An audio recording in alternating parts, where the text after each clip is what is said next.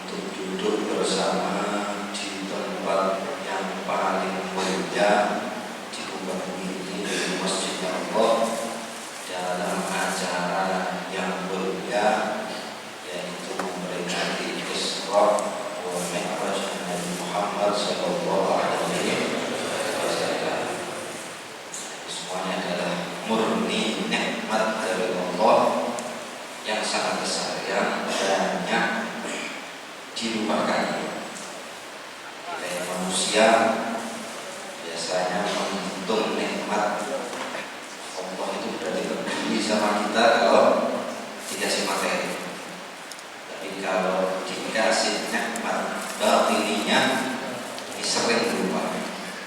Termasuk enteng dari majlis, enteng untuk istiqomah sholat jamaah waktu di masjid itu dianggap biasa.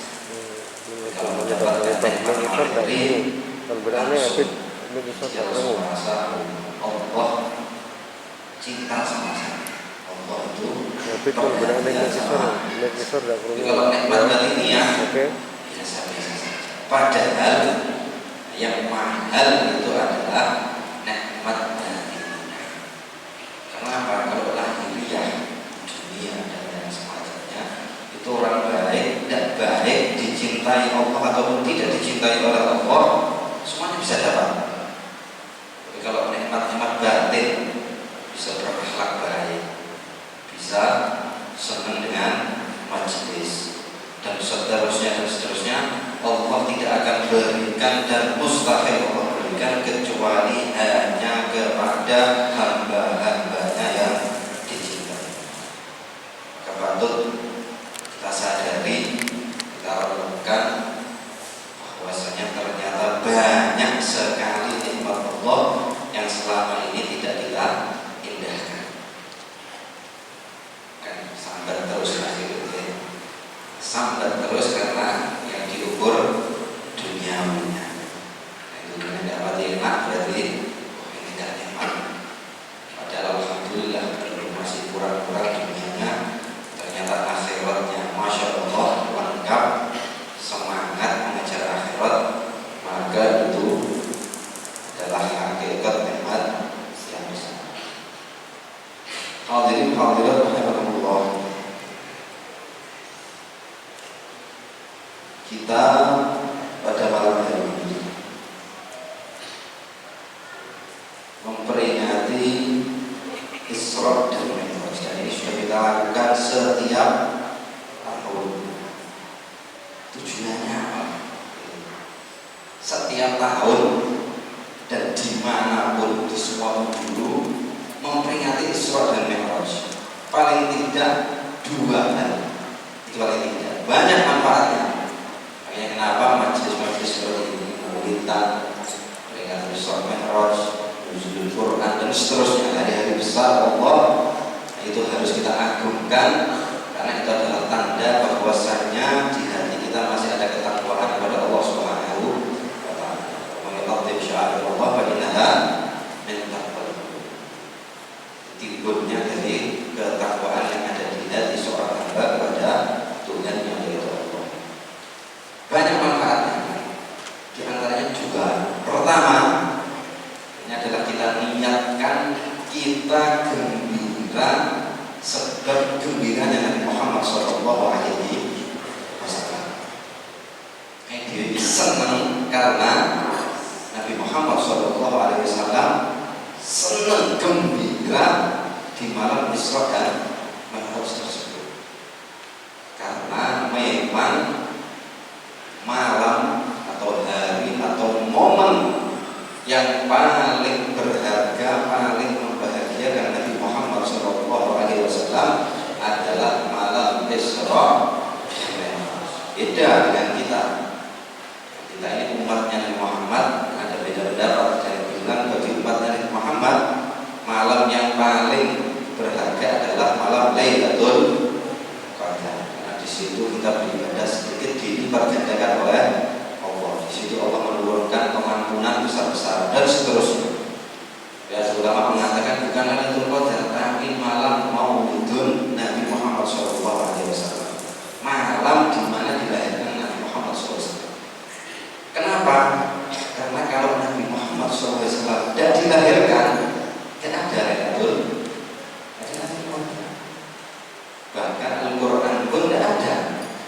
semuanya itu diturunkan, semuanya itu diadakan oleh Allah berkat wujudnya Nabi Muhammad SAW. Berbeda dengan kita, malam yang paling spesial bagi Nabi Muhammad adalah malam Isra dan Mi'raj. Karena di malam itu Nabi Muhammad SAW ro'a rabbahu bi'aini. Ini pendapat yang kita ikuti, yang paling kuat. Ketika Nabi Muhammad SAW itu melihat langsung Tuhannya dan suci Allah bi'aini, dengan kedua mata zahir, bukan pakai roh. Jadi pendapat yang kita ikuti adalah Nabi Muhammad itu Isra dan Mi'raj dan bertemu dengan Allah ruhan wa jasadan wa yaqatan. Rohnya juga Mi'raj, jasadnya juga Mi'raj, dan beliau dalam keadaan terjaga. Ini pendapat yang kita ikuti. Walaupun masih khilaf, ada yang bilang ruhan dan seterusnya. Jadi kalau sampai ada yang bilang kok mimpi, ini masalah. Jadi maka diragukan keimanannya. Karena yang bilang mimpi itu berarti sama dengan pendapatnya Abu Jahal. Abu Jahal itu harus diceritai oleh Rasulullah bahwa beliau Isra dan Mi'raj langsung awak mimpi. Gak mungkin kalau nyata. Dan bukti kedua kalau nyata, kalau memang ini gak nyata, maka kaum kafir Quraisy gak mungkin geger. Kenapa geger? Karena Muhammad mengatakan beliau Isra dan Mi'raj bukan mimpi, bukan rohnya, tapi jasad. Misal kampung dalam ini ya, ada yang cerita umroh, berangkat umroh, terus selesai ziarah Nabi Muhammad, terus mampir ke Turki, bujur, terus balik ke Tulungagung kampung dalam waktu 1 jam. Kalau mimpi, tidak bisa lah. Mungkin kurang dari 1 jam, mungkin keliling dunia ini kurang dari 1 jam dalam alam mimpi. Tapi kalau orang ini bilang tidak mimpi, tapi nyata, maka langsung ditandai lagi waktu setengah rolas. Berarti ada masalah. Pengen yang Turki nggak kelakon akhirnya khayal. Karena tidak mimpi. Tapi kalau mimpi tidak masalah. Mau Palestina, mau kemana ya masalah. Kenapa geger? Karena Nabi mengatakan tidak mimpi. Ini buktinya. Kalau memang mimpi, Jahal gak masalah. Mau mimpi gak masalah. Itu adalah dalil bahwasanya Nabi itu Isra dan Mi'raj dengan jasad dan roh, dan langsung bertemu Allah Subhanahu wa Ta'ala. Ini adalah kedudukan yang sangat istimewa yang tidak akan diberikan oleh Allah kepada siapapun melainkan kepada Nabi Muhammad SAW. Bahkan Nabi Musa itu dan nabi yang lain itu minta kepada Allah mengajukan istilah kerja itu CV, proposal kerja, lampiran itu kerja. Jadi mengajukan kepada Allah pengen bertemu Allah. Terus ada syarat-syaratnya dilakoni. Suruh apa ibadah 30 sampai 40 hari akhirnya dia di Al-Quran itu ada. Kemudian qala Musa Rabbi arini anzur ilaik. Qala lan tarani. Ya Allah, itu saya pengen bukan kesempatan, aku pengen melihat zat-Mu yang mulia. Apa kata Allah? Tarani. Pakai lan. Enggak pernah lan itu tidak mungkin. La ya wil. Tidak mungkin Musa. Kata Allah apa? Kalau yang Musa ini istofi itu kan adalah nasi bersalah lebih kalami fakut ma'at itu kawakom menasyaki. Mes cukup Musa. Awak itu tak pilih menjadi Rasul, Nabi dan Rasul. Dan cukup itu dikasih titel kalimullah. Nabi yang bisa langsung berdialog dengan Allah. Melihat tidak? Berarti di bawahnya Muhammad SAW. Enggak cuma ngobrol tapi bertemu. Wis cukup itu.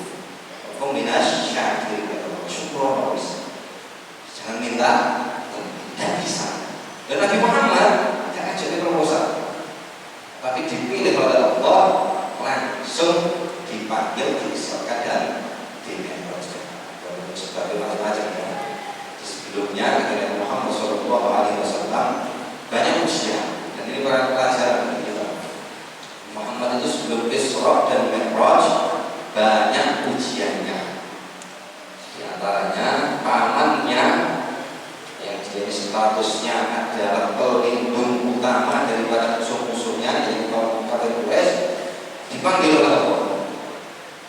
Dan Muhammad waktu itu gak punya power ya, punya power, pengikutnya belum banyak. Ternyata yang melindungi yaitu pamannya dipanggil oleh Allah. Gak lama istri tercintanya yaitu Sayyidatuna Khadijah Kubra juga dipanggil oleh Allah. Ini donatur ya, Khadijah itu donatur yang menemani, yang menyemangati, bukan sekedar istri ya. Makin lengkap, paket lengkap. Makanya ibu-ibu ini soal ibu. Kalau mau menjadi istri yang baik, tirulah Sayyidatuna Khadijah jadi di sini teror. Jadi Nabi itu kenapa sukses? Itu istrinya seperti ini, mendukung secara harta, pikiran, terus kabeh, perhatian dan semua. Ini terus. Gak sukses terus. Alam. Mau kerja gitu ya, mantap. Bunga ini terekam. Gantian kasetnya. Setiap hari sampai kasihan. Jadi ibu-ibu ini kalau pengen suaminya sukses, tiru istrinya Nabi Muhammad SAW. Pengen lebih enak, tapi bujurnya baik dulu ya. Kan curhat beli ya. Ya, kan dipanggil sama Allah. Wis ada berarti pegang. Akhirnya ada yang ngasih tahu dijual ke Taif. Karena orang-orang siap membantu. Kita ini kesempitan dulu dijual di Jakarta. Sudah ada teman yang siap membantu kita menghabiskan. Ternyata hijrah ke Taif tidak sesuai dengan yang dikatakan. Malah dilempari batu sampai berdarah-darah. Akhirnya beliau istirahat di satu perkebunan itu dan berdoa kepada Allah, ngadu sama Allah, sambat karo Allah Subhanahu wa Ta'ala. Lagi-lagi Nabi ini mengajarkan kita ini kalau ada masalah sambat ke Allah. Jangan ada masalah sambat kepada temannya.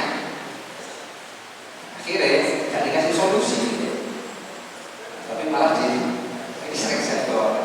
Kita perlu dicoba, kalau tidak percaya coba ya, kita ini kalau ada masalah cerita sama teman kita 10 ya, itu yang 9 akan menertawakan di depan muka kita. Syukur gak percaya, terus dinasihat, sudah saya bilangin gak percaya, gak manut karena aku kayak gitu ya, iya gak manut kalau akhirnya gitu.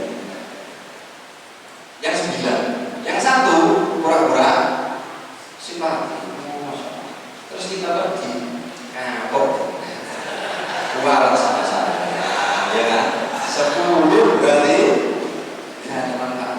Tapi kalau kita kembali pada Allah, ngadu sama Allah, yang ngasih masalah Allah, maka kuncinya, solusinya pasti ada di Allah SWT. Kembali kepada Allah. Itu diajarkan Imam Ahmad. Akhirnya dongo. Nah, Allah dengar kepada Muhammad, ada yang bilang sebabnya ini. Macam-macam. Ada yang bilang sebab ini. Akhirnya dipanggil oleh Allah, dihibur, diisrakan dan dimi'rajkan sampai ketemu Allah. Jadi ini tidak bisa. Nabi itu pengen, cita-citakan pengen melihat Allah, tidak bisa. Makanya Imam Busiri itu mengatakan di Burda itu sareta min haramin lailan ila haramin kama sarul badru fi dajil min abdullah lebih datar kau ila adil taman silatan min qabil husaini lam tudrak walam kamu diperjalankan dari satu masjid yang mulia yaitu Masjidil Haram ke satu masjid mulia lainnya yaitu Masjidil Aqsa, ilah itu taman silat. Kamu naik terus sampai ke langit 7 sampai ke Sidratul Muntaha, andil taman silat sampai mendapatkan kedudukan yang sangat mulia. Apa itu? Ya duduk sama Allah, ngobrol dengan Gusti Allah, ketemu langsung memandang datanya Allah. Mingko bingko ini bahkan dikatakan itu jaraknya seperti busur dengan anak panah sampai segini kan. Kalau mau mana itu ini kan antara busurnya sama anak panah sangat dekat sekali antara Nabi Muhammad dan Tuhan yang itu. Lam tudrak walam turab, yang mana manzilah ini, kedudukan ini tidak bakal bisa didapatkan. Jangan lagi kok dicapai. Walam turab, dicita-citakan saja tidak mungkin. Jadi cita-cita melihat Allah di dunia itu kata nanti cita-cita yang lain yang lebih masyarakat. Karena itu hanya diberikan oleh Allah pada Nabi Muhammad Sallallahu Alaihi Wasallam. Sangat mulia. Tentu satu, karena Nabi Muhammad sangat senang waktu itu. Nah, kita ini sekarang ikut senang. Tujuannya apa? Mudah-mudahan kita mendapatkan apa yang didapatkan oleh Nabi Muhammad Sallallahu Alaihi Wasallam daripada melihat zat sucinya Allah Subhanahu. Walaupun beda makomnya, tidak apa. Dan nanti kita di akhirat itu mendapatkan caranya, bisa melihat zatnya Allah yang suci. Karena nyatanya ternyata di hadis itu disebutkan bahwasanya nikmat terpuncak, paling nikmatnya itu puncaknya nikmat di surga itu ternyata bukan makanannya, bukan poster-posternya, apa poster, istana-istananya. Setiap orang itu mendapatkan istana, bahkan ada yang lebih dari satu. Bukan bidadarinya, ya, selarang-larangnya ya. Apa ayo kawan, mau wasna dan akhirnya cita-cita ini ada, nanti dapat tidak ada. Itu berarti cita-cita yang sangat rendah. Katakan sekarang, sahabat Nabi itu sampai mengatakan tidak mau masuk surga kalau di situ tidak ada Nabi Muhammad Sallallahu Alaihi Wasallam. Seperti itu. Begitu juga yang kembali nafsi yang mulainya sering kita baca. Fijan adil, masya balimin wasfina. Surga yang saya rindukan. Cerita-ceritanya begitu menarik. Sudah dari miskinnya. Terus masukkan wasfiha illa diqaulil habbi fiha khayyam. Bukan itu kata Nabi. Bukan sungai-sungainya sampai nanti jalan kawan-kawan. Bukan kan? Bukan itu bidadari. Bukan itu kata Nabi. Walaupun itu dapat. Tapi liqaulil habbi fiha, karena kekasih itu ada di situ. Nabi Muhammad Sallallahu Alaihi Wasallam. Artinya apa? Kalau tidak ada Nabi Muhammad, kan masuk surga tidak apa. Seperti itu para sahabat dan orang-orang soleh.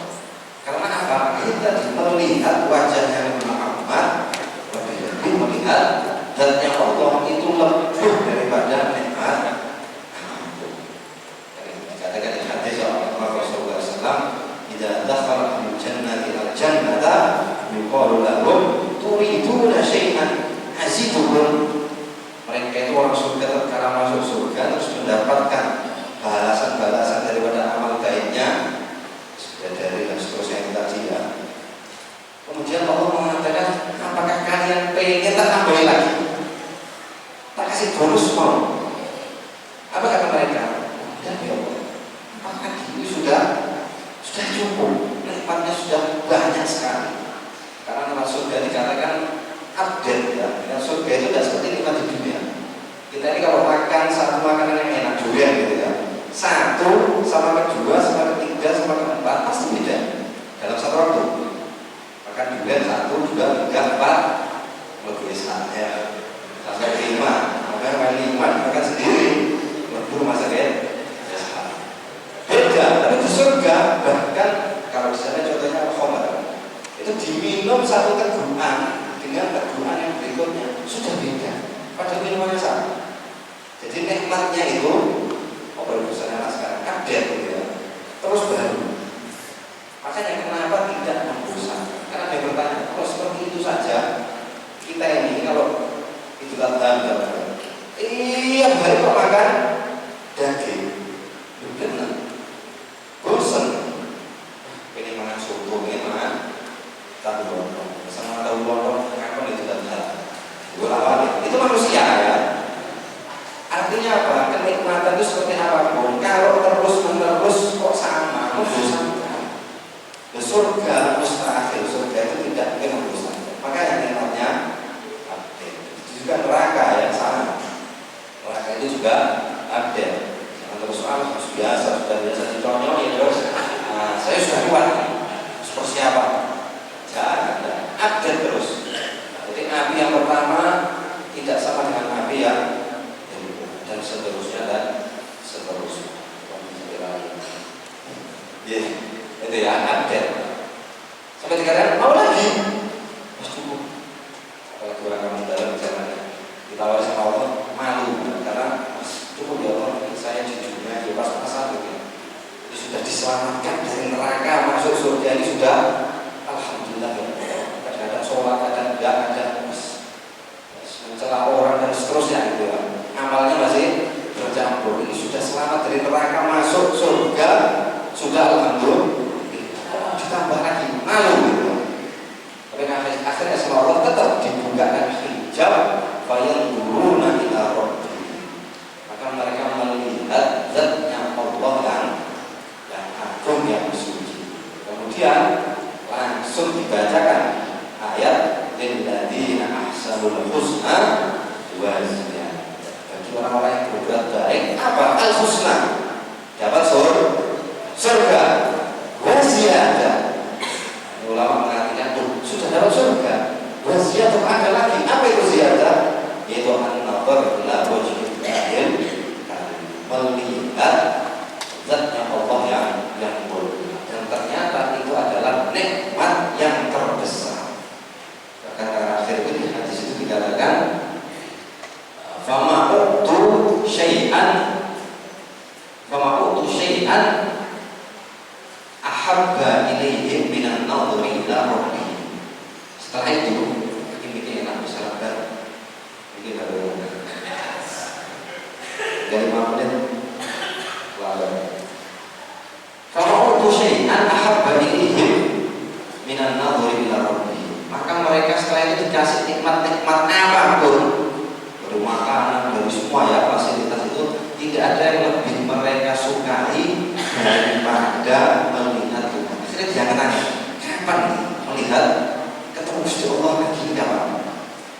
Kayak di sini ini kita jangan sampai cita-cita seperti masuk surga, jangan. Karena kalau kita membaca sejarah-sejarah itu, umatnya Nabi Muhammad Shallallahu Alaihi Wasallam, insya Allah 99% harapan masuk surga itu sangat besar. Jadi jangan sampai apa ya, sesuatu yang sudah pasti terus kita cita-citakan kurang worth it, kurang gede. Makanya orang besar itu cita-citanya yang masih tinggi karena Allah itu maha agung. Besar kan cita-cita kita karena Allah itu maha besar. Gak mungkin dikasih, gak bisa, itu gak mungkin. Nah ini kalau orang-orang soleh tujuannya apa? Makanya di hadis itu yang lain disebutkan nanti ada jam-jamnya ketemu Allah, ketemu Nabi Muhammad itu ada waktu-waktunya tergantung apa namanya kelas surga kita. Kalau bintang 5, bintang 3 itu hotel kan, ya beda sama yang bintang 7. Jadi beda, tergantung amal kita, tergantung posisi kita bagaimana, berapa sering nanti kita bertemu dengan Nabi dan berapa sering kita bisa melihat Allah. Akhirnya kita mesti, mereka itu berharap bahkan kapan ini bisa, sudah ada nikmat-nikmat yang lain itu ternyata gak nikmat setelah mereka disingkap hijabnya dan melihat Allah Subhanahu wa ta'ala. Makanya ini nikmat besar. Dan ini sudah diberikan Allah kepada Nabi Muhammad SAW di dunia sebelum nanti di akhirat. Maka ayat ini kita senang dengan senangnya Nabi, mudah-mudahan dapat lagi. Boleh nggak sama, mudah-mudahan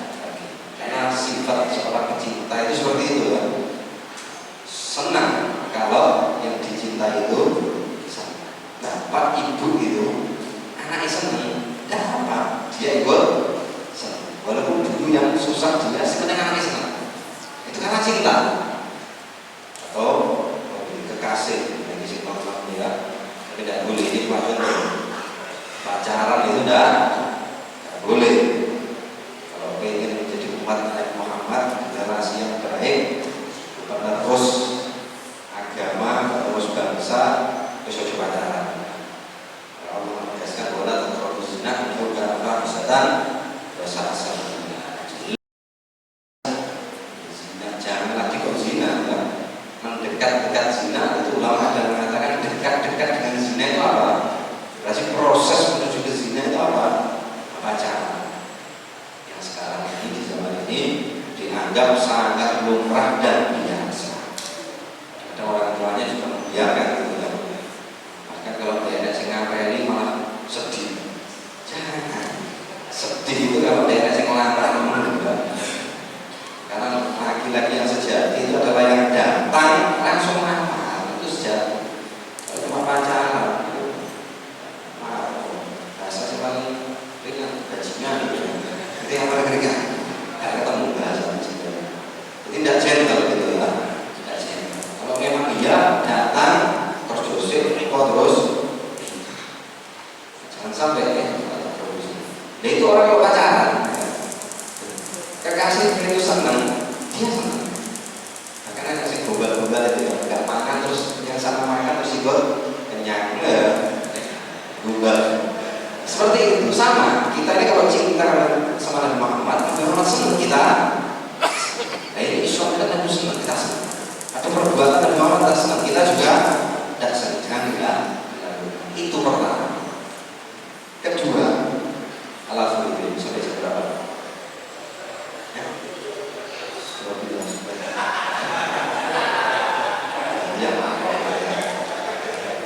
Ya,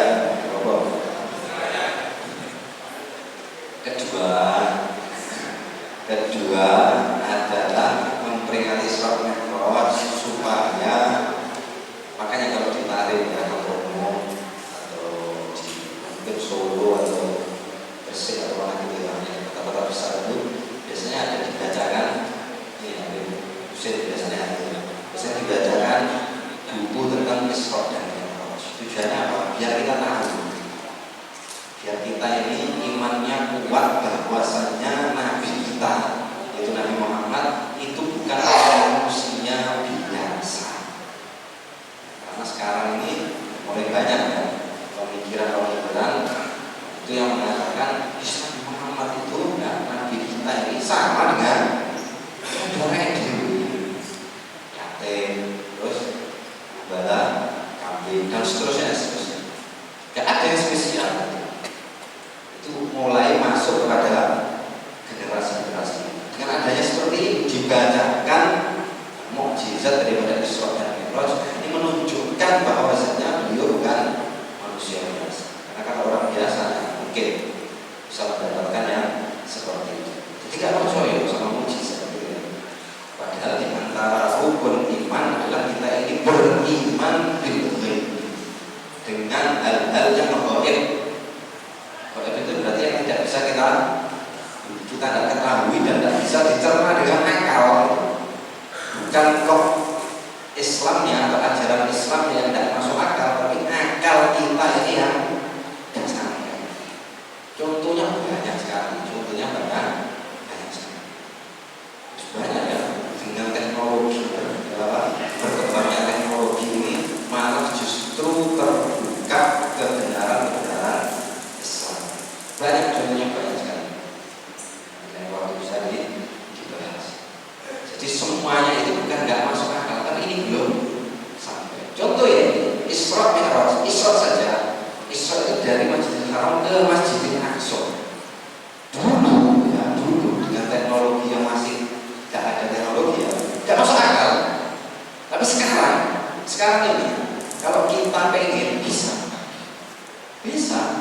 semalam gitu ya, bisa bolak-balik dari Mekah ke Palestina, sangat bisa pakai pesawat jet misalnya, dan seterusnya, atau yang lebih cepat daripada pesawat jet.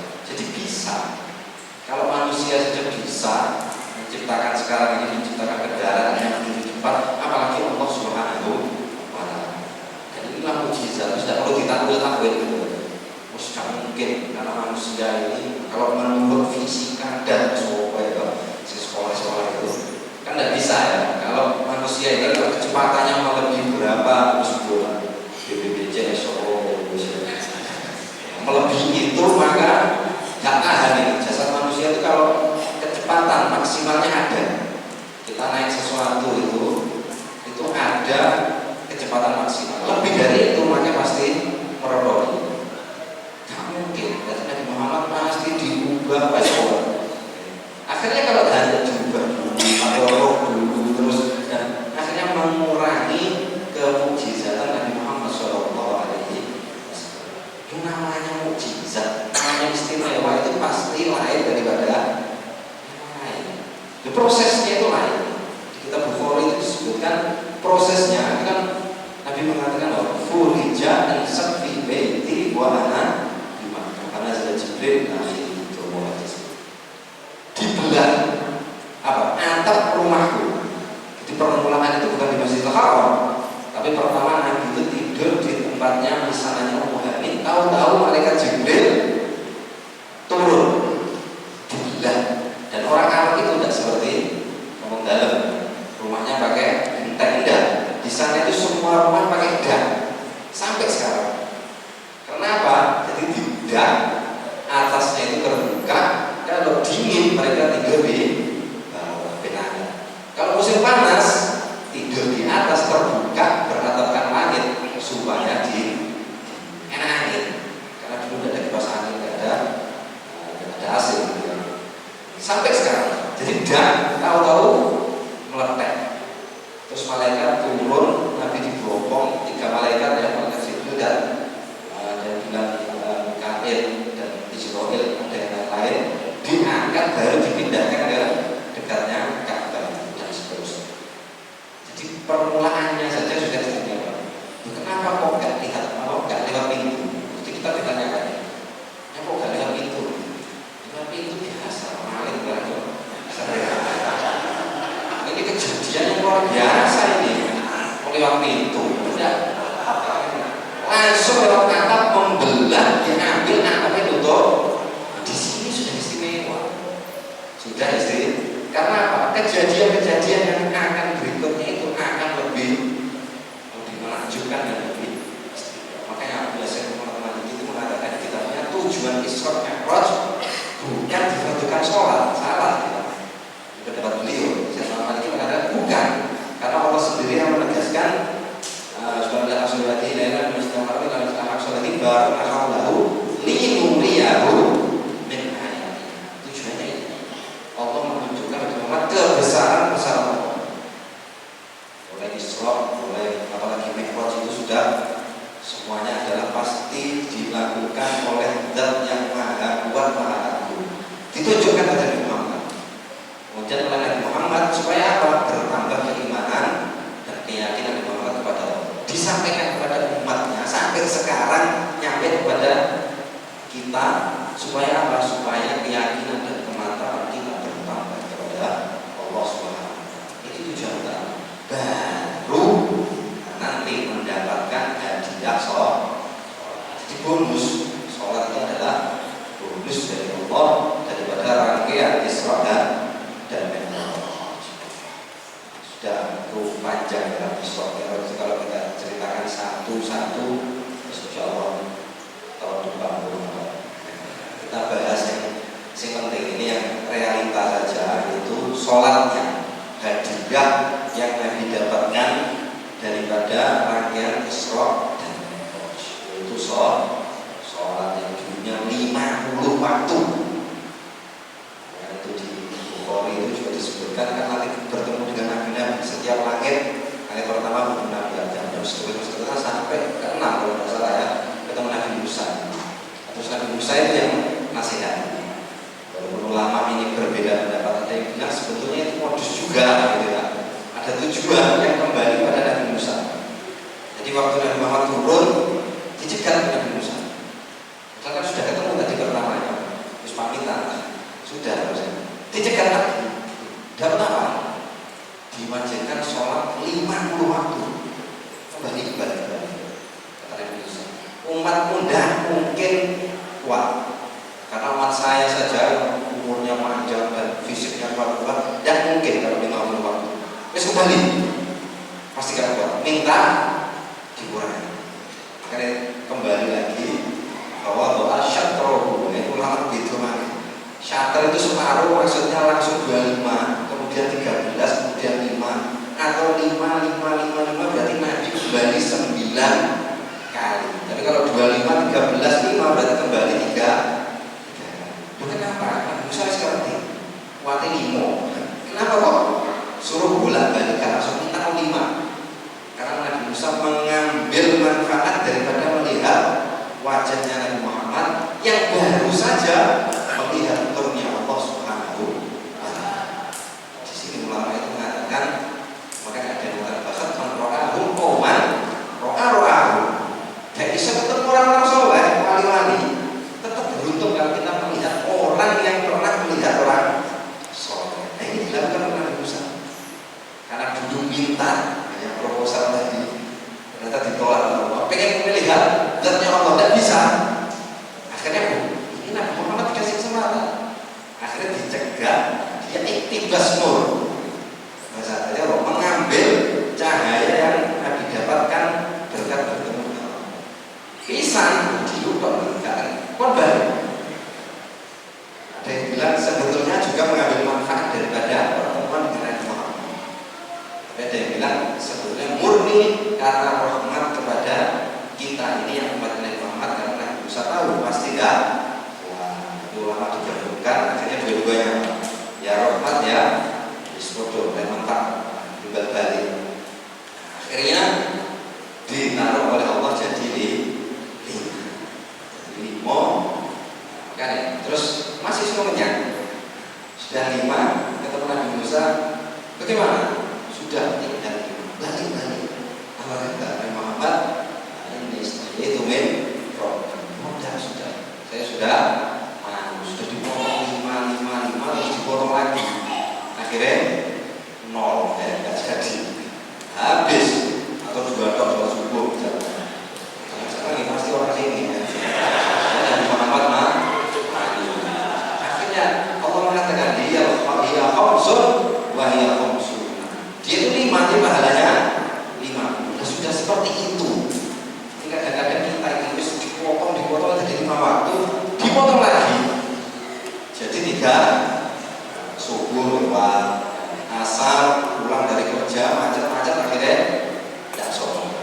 Sudah dipotong sedemikian rupa sampai Nabi Muhammad itu merasa malu. Kita ini kadang-kadang sekali jodoh masih dikurangi. Karena tujuan terakhir masih kurang 1 jam setengah. Terakhir ini penting pada di akhir zaman ini banyak orang-orang yang gampang sholat ini. Kemarin sudah tak tahu ada hadis yang panjang itu nanti saya potong aja awal dulu. Muhammad SAW bersabda, man hafadha ala sholati akramahu Allah bi khamsi sholat. Siapa jaga sholat 5 waktu, dijaga betul-betul, dilakukan dengan sebaik mungkin. Karena salah-salah kan. Ini sering kita ini akhirnya disalahkan ayatnya. Sholat tanha anil fahsya'i wal munkar. Saya ini sholat tapi kok masih maksiat. Saya ini sholat mustaqim bisobri pas sholat. Ketika kalau sholat yang bagus berarti dapat pertolongan. Saya ini sholat ini bagus. Kalau sudah sholat 5 waktu tapi kok masih banyak masalah, masih tergoda oleh maksiat. Ya, sholat yang bagaimana? Sholat yang betul-betul sesuai dengan dikehendaki oleh Allah. Khusyuk, hadir. Sholat belanja.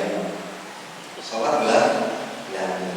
Makanya jalan satu-satunya kita ini kalau tahu, kita ini kalau sholat bisa khusyuk, ya sudah kita ikut jamaah.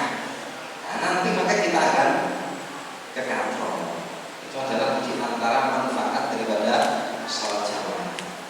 Tahu diri, jangan sudah tahu belanja, sholat sebelanja.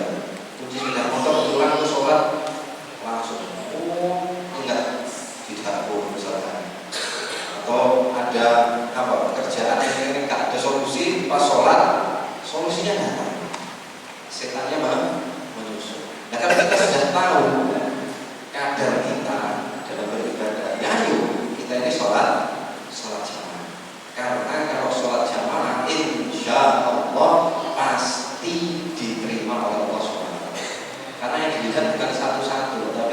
nanti kumpulan dari ini semuanya dikumpulkan sampai jadi sholat yang sempurna. Imamnya misalnya cuma takbiratul ihram berdiri sujud ya, makmumnya sebaliknya dan seterusnya. Akhirnya semua dikumpulkan. Ini khusus, ini khusus, semuanya dijadikan satu, diangkat menjadi sholat yang tidak. Umar bin Hafid itu pernah cerita, saya dapat dari buku lalu pernah cerita, ada orang itu sholat jamaah lali kabeh, biasa imam, tapi diterima sama Allah.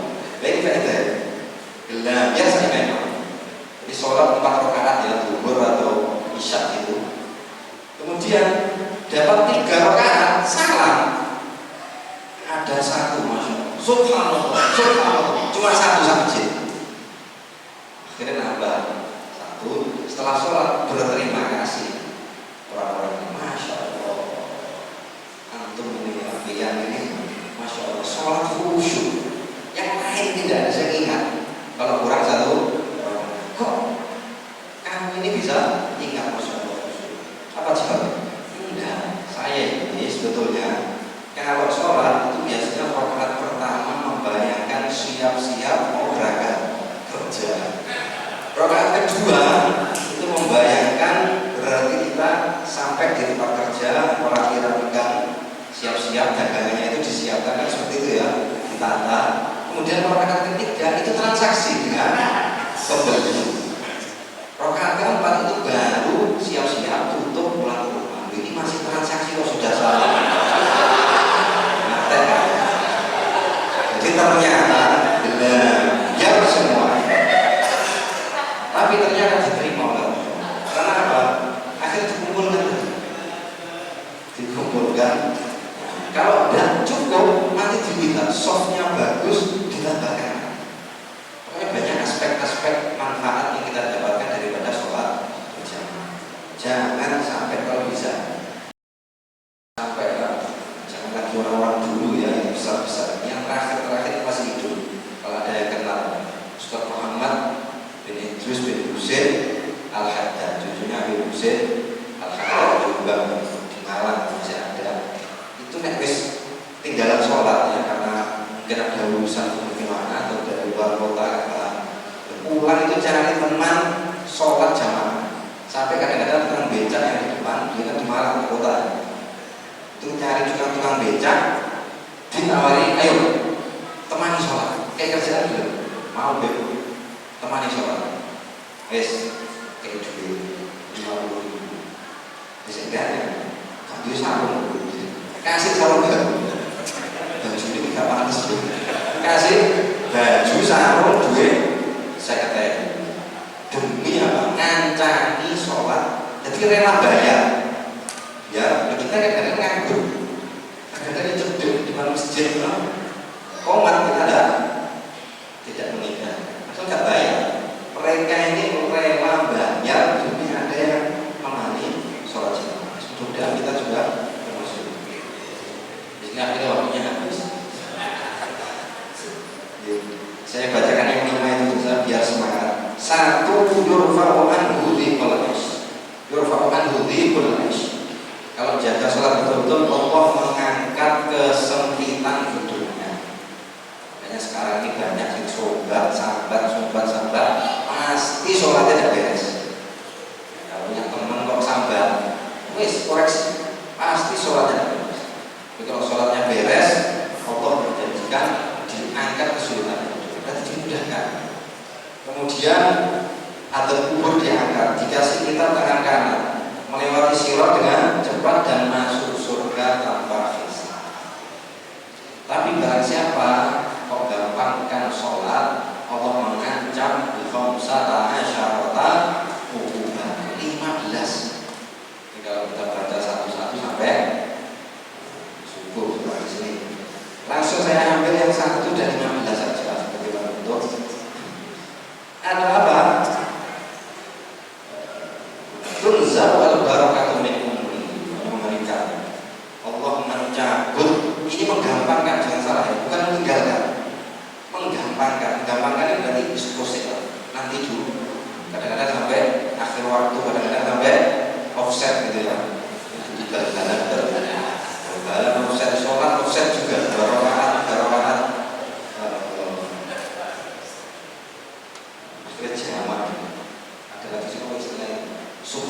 subuh, duha.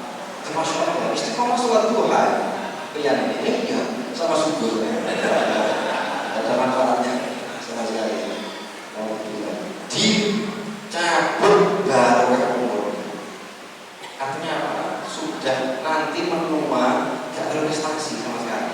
Baik urusan akhirat ataupun urusan dunia gak prestasi gak apa, tapi terkenal ibadah orang baik berprestasi berarti untuk ini akhirat gak berprestasi, dunia juga prestasi. Sukses tidak, rumah tangganya baik-baik saja juga tidak, anak-anaknya sukses juga tidak. Jadi dunia tidak sukses, akhirat tidak sukses. Itu arti daripada dicabut barokah umurnya oleh Allah Subhanahu wa Ta'ala. Mau dihindari, tidak ada kebaikan.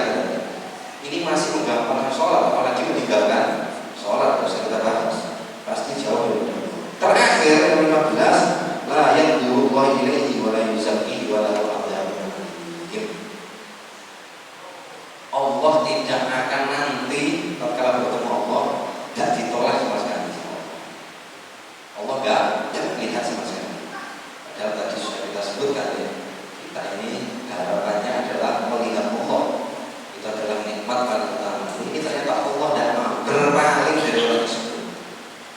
Terus tidak ditolak, wala yuzakki, dan Allah tidak membersihkan. Berarti apa? Tidak mengampuni. Dia akan mendapatkan siksa yang sangat pedih. Nanti masuk neraka Allah Subhanahu wa Ta'ala. Jangan sampai gampang-gampangkan sholat, karena itu nanti yang pertama menjadi penentu kita ini selamat apa tidak waktu dihisab Allah Subhanahu wa Ta'ala. Dan saya kira cukup. Kemarin sudah saya bawakan jumlahnya sudah hadir kemarin. Terakhir ceritanya iblis itu kan. Kemarin itu saya bawakan terakhir sebagai penutup. Ini adalah nasihat iblis untuk kita. Kalau mau diikuti silakan, tidak diikuti juga silakan. Kita kadang-kadang kalau dinasihati Nabi Muhammad hadis ini kan gak mati, tapi ini langsung dari empunya, gitu ya. Empu kesesatan, komandannya kesesatan, iblis. Itu diceritakan di salah satu kitab, itu disebutkan di zaman awal dulu iblis itu pernah didatangi satu orang laki-laki. Kemudian orang laki-laki, ya Aba Murrah, kaifa asna'u akun mithlak. Wahai Aba Murrah, itu cuma iblis kan. Wahai Aba Murrah, bagaimana kiat-kiat atau tips biar saya ini bisa menjadi seperti Anda? Biar saya bisa menjadi seperti Anda itu seperti apa? Kiat-kiat kamu ini iblis. Wahai lam yatlub minni ahadun mithla hadza fa kaifa tatlub. Celaka kamu, kata iblis. Belum pernah ada orang yang minta saran yang seperti ini. Loh, jadi kayak iblis. Nah, ini ya lucu juga. Akhirnya apa? Dipaksa. Ini bukan kata apa? Saya ini senang. Saya mulai dulu sudah ngefans sama Anda. Karena Anda ini terkenal di langit, terkenal di bumi, terkenal terlaknat kan? Jangan salah. Kayak kita ini ada dua.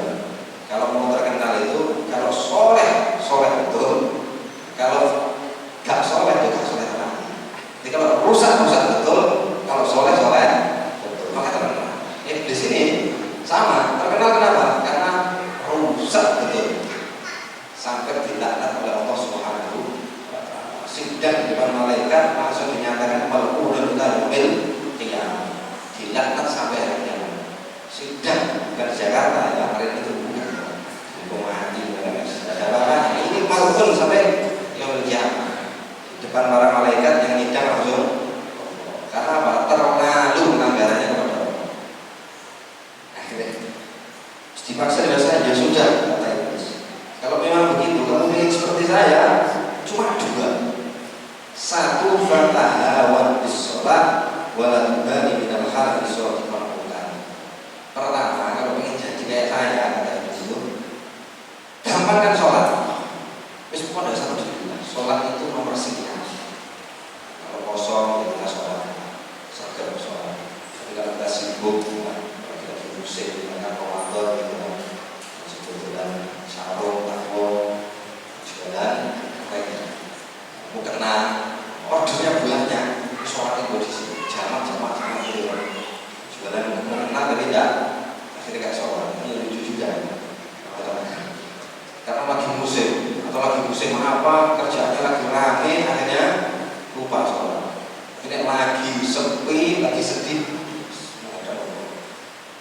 Kata Iblis, jangan terlalu memprioritaskan sholat. Gampang kan sholat? Itu satu. Kedua, gampanglah bersumpah. Terus dasar dulu.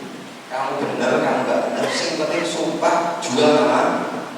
Wallahi, Rabbil Ka'bah, seterusnya banyak sekali.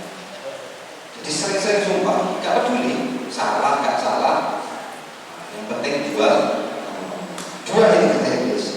Maka orang ini mengatakan laqad ahadullah ala hada as-salah wa ahlifa yaminan abada.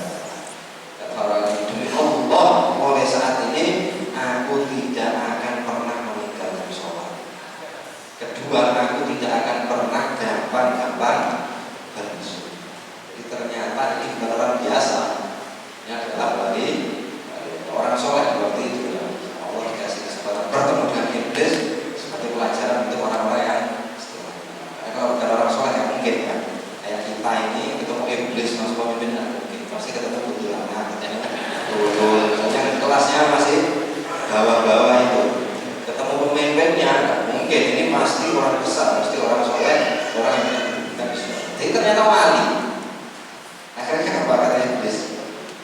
Wallahi ma ta'allam ahadun minni bil ikhtiyari ghairu wa ana ahadullah ala ansah adaniya. Ini setelah ini Iblis terus berkata, ini memang orang ini kata dia belum pernah ada orang yang mengambil pelajaran yang berharga seperti ini dariku dengan cara menipu. Ini dalam sejarah ternyata Iblis itu juga pernah keren gitu ya. Pernah diakusi juga, tapi yang ngakusi orang soleh. Akhirnya dia bertanya, tapi yang dilakukan yang sebaliknya. Berarti tahu, oh yang paling tidak disukai Allah berarti menggampangkan sholat dan gampang-gampang sholat. Langsung makomnya naik seperti Iblis. Ini apa maksudnya? Kok seperti Iblis? Maksudnya jauh dari rahmat Allah. Iblis itu kan makhluk, berarti jauh dari rahmat Allah, jauh dari kebaikan-kebaikan apapun bentuknya yang datangnya dari Allah SWT. Dan kita kalau gampang sholat atau gampang-gampang sumpah walaupun bohong, maka kita juga sama dengan Iblis, yaitu jauh dari Allah, jauh dari rahmat Allah. Kalau sudah jauh dari rahmat Allah, sudah finish. Hidup ini tidak akan sukses, apalagi nanti ya, di dunia tidak akan bahagia, mustahil apalagi nanti alhamdulillah. Jangan sampai ya bisa dibocorkan oleh Iblisnya sendiri ya. Jarang-jarang. Dan terakhir dia mengatakan, wallahi saya tidak akan pernah menasihati lagi manusia. Nanti takut datang lagi yang model seperti ini. Akhirnya dihalusin ya. Caranya saya bersumpah mulai sekarang tidak bakal. Jadi jalur nasihat oleh Iblis sudah bisa. Ini kita pegang dua nasihatnya tadi. Gampangkan sholat, gampang zoom. Kita lakukan sebaliknya. Kita jaga sholat, kita gak gampang-gampang. Kalau benar, gak usah terlalu mulia. Sama Allah itu terlalu mulia untuk kita. Mudah-mudahan dengan berkata seperti ini menambah kita, perhatian kita dengan urusan sholat. Karena itu adalah kita pertama sukses dan tidak suksesnya di sisi Allah SWT. Mudah-mudahan kita keluarga kita, anak-anak kita yang terutama menjadi orang-orang yang senantiasa mendirikan sholat dan menjaga sholat, melakukan sholat dengan sesempurna mungkin, sesebaik mungkin. Dan mudah-mudahan kita selalu diberkahi oleh Allah SWT. Mudah-mudahan kita diberi barokah oleh Allah di Rajab wa Sya'ban, dan kita disampaikan oleh Allah ke bulan Ramadan di akhir bersalamat. Mudah-mudahan kita diberi bantuan oleh Allah bisa menjalankan Ramadan dengan sebaik-baik mungkin. bisa qiyam, bisa siam, bisa betul-betul menjalankan puasa yang baik